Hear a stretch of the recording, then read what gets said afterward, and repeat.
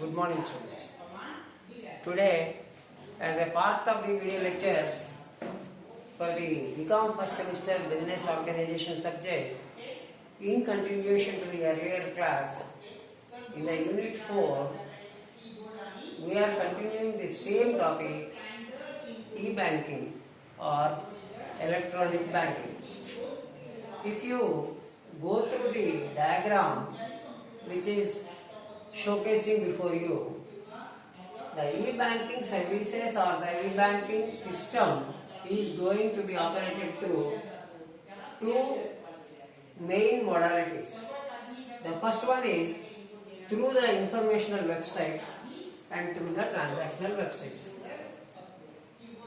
By default, the banking system now offering the e-banking facility with the help of either through their informational websites or the websites which are specifically designed to carry out the transactions through their websites.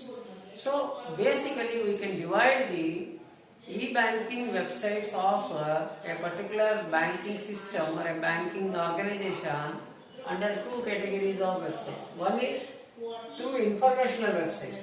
In this case, only the information regarding the bank, the services being offered, or to know about the banking system being operated by that particular bank or the branch of the bank or the head office of the bank will be provided through this informational website. Now coming to the second one, this is a website being maintained by the banks for the facilitation of the transactions with the customers or the end users. So like that, banks will have their e-banking system being operated through two different form of websites. One is for providing of information to the customers and everybody on the digital format, and second one is to carry out the transactions of their customers who log in with their account and they will perform their transactions like depositing of money or receiving of money or transferring of money or payment of money, etc. Even the e-commerce activities can also be conducted, or e-business activities are also to be conducted through these transactional websites. At the overall level, the total categories of the things being provided through these two types of websites can be categorized under three levels: the level 1, the level 2 and the level 3. In the level 1, only the information about the bank is being provided through digital format. In the level 2, a few of the services being offered here, and the level 3 is completely providing all the services which are being provided in a brick and mortar form will be available through this level 3, and today most of the banks are now offering in the level 3. Now the various services offered by the e-banking system.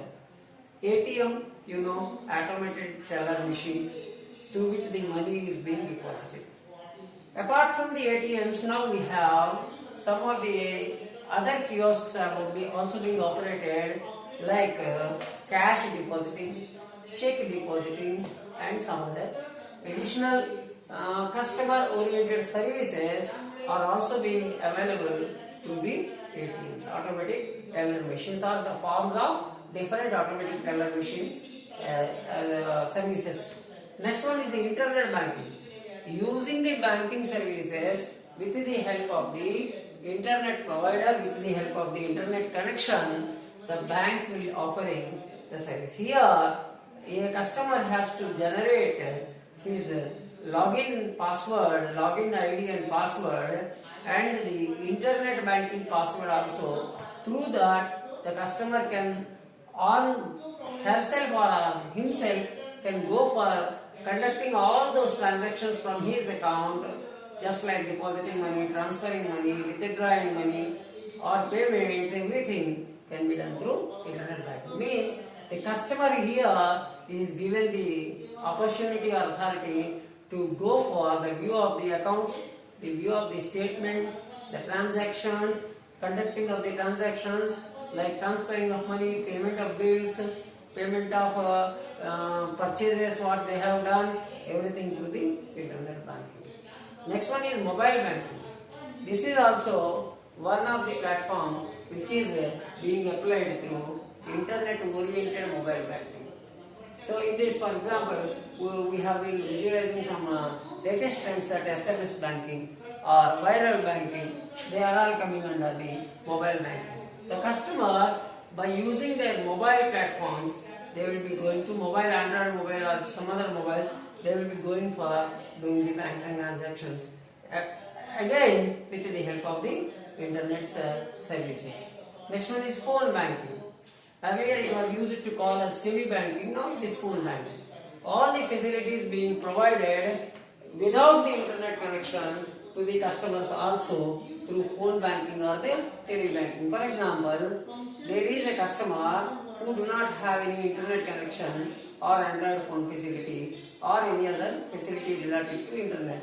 Then simply by giving a missed call from a particular mobile which is registered with the bank or sending an SMS through the number given by the banking authorities, the customer can obtain the message of the account balance instead of a statement they will get the bill.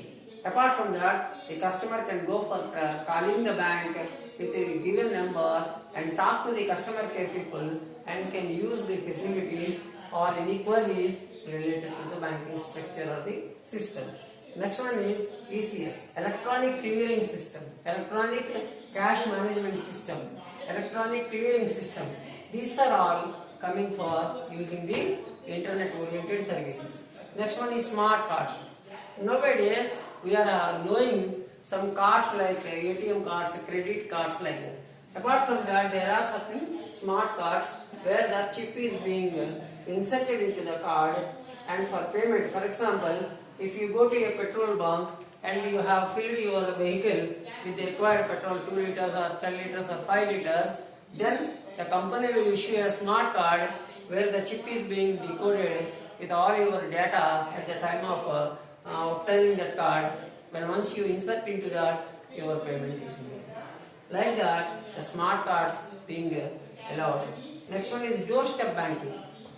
The banking personnel will come to your doorstep and deliver the services through their mobile systems as well as the internet-based systems, such that the people who do not have either the internet services facility with them or the gadgets with them, they will be getting their services being delivered at their doorstep.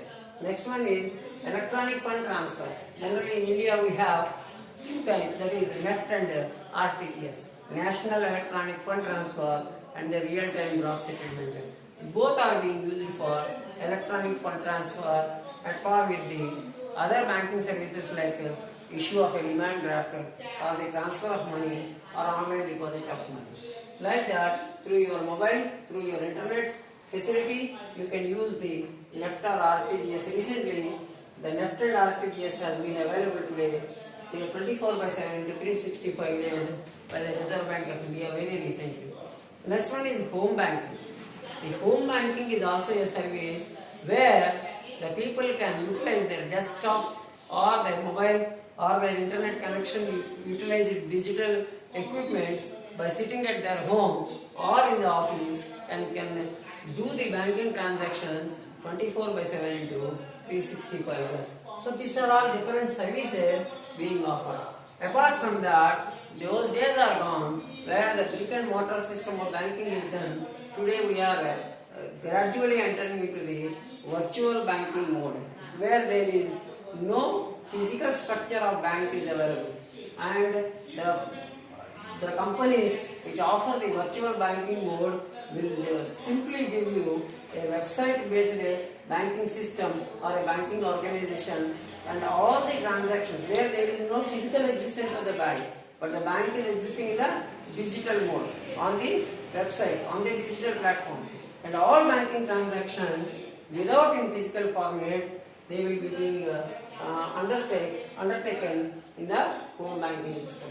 So these are all some of the recent trends and the digital trends being observed in the e-banking system. Now, what are the benefits to the organizations which go for e-banking services? Generally, the accuracy, the authentication, the security of the transactions being maintained. Low costs in maintaining the organizations will happen. Fixed costs will come down gradually.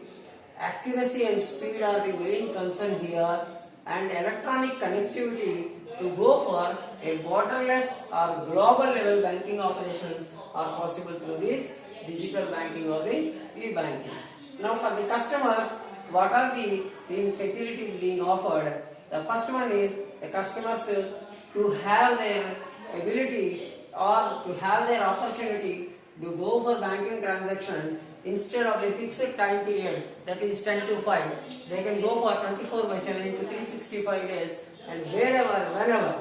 That is the facility being offered through the e-banking services. The second one is the customers do have their secrecy being maintained with their personal identification number and passwords or the OTPs being generated from each transaction to transaction, and safety and security is provided and customer funds are being secured.